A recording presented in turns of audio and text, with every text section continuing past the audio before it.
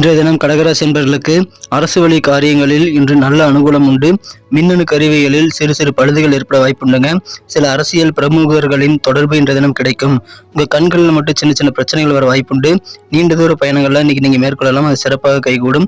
வியாபாரத்தில் வருமானம் அதிகரிக்கக்கூடியவும் இருக்குங்க. தொழிலுக்கு மிக முக்கியமான நபர்களுடைய சந்திப்பு இன்றைய தினம் ஏற்படும்.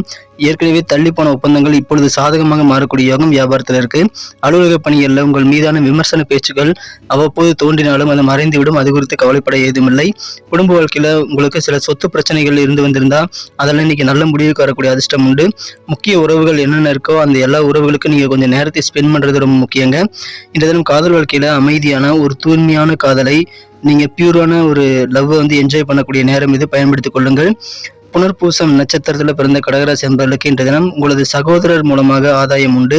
பூசம் நட்சத்திரத்தில் பிறந்த நண்பர்களுக்கு உங்களுக்கு எந்தெந்த வழியில் எதிர்ப்புகள் உள்ளன அப்படின்றத நீங்க தெளிவாக புரிந்து கொள்ளக்கூடிய அதிர்ஷ்டம் இன்னைக்கு இருக்குங்க.